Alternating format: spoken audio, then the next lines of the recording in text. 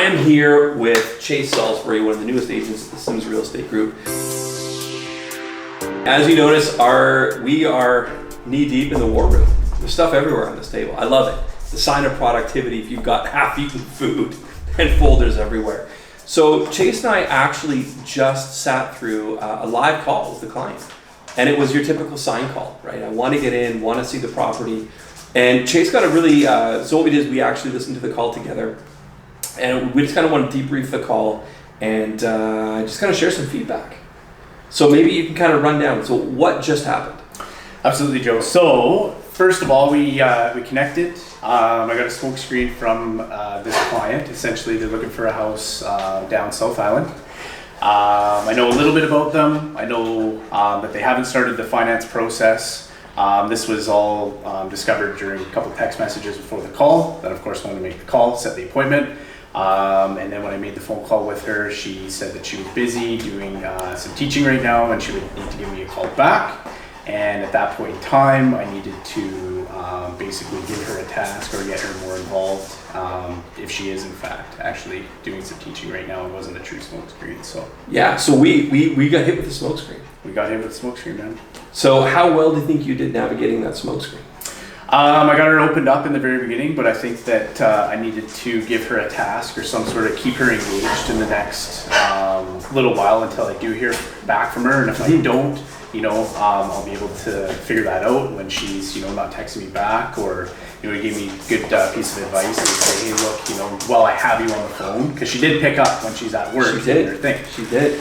So that was her first thing. And then at that point in time, I need to keep her engaged and I need to have her basically answering me back and say, hey, look, I appreciate you taking my call. Well, I got you on the phone right now. I got a couple of questions to ask you, or could I send you, could you answer a couple of questions during your lesson and text me it back as it's going on, just to keep her engaged and active. Yeah, I love it. And I think this is the one thing that I want people to take away is, two points on the call. So number one, you sort of hit with that, how's it going? Now, I'm not a big fan of hitting with that because sometimes it can invite a smoke screen before it's time.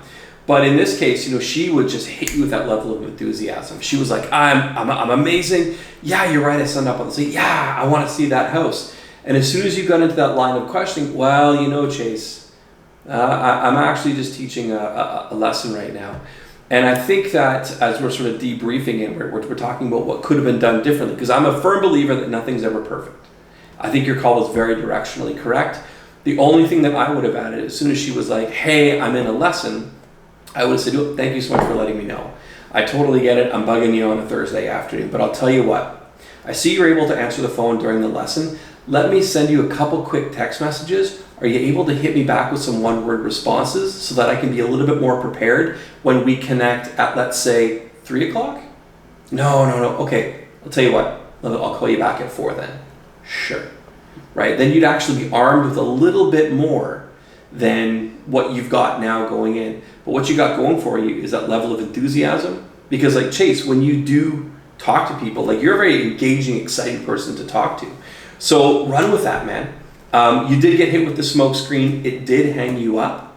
But at the same time, I loved how you were able to pull that level of excitement up in the beginning of the call. So here's what I'll say. Call to action. Know your smoke screens. First and foremost, know your smoke screens.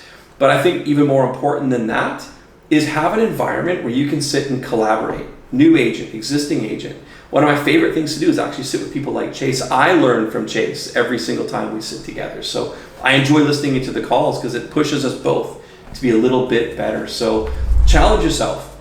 Don't make a phone call on your own. Have somebody sit and listen. Have a coach or a mentor, because I think it makes all the difference in the world. So final word, Chase. Thank you very much, Joe. We always leave these conversations with so many tidbits of information that really are valuable, man. And I learned a ton from you, and I really appreciate the feedback, man. And all these things work. I know this. Every phone call I make moving forward after our coaching calls, I'm that much better, and I really appreciate it, man. Love it. Thank you. Love collaborating. Stay tuned for more.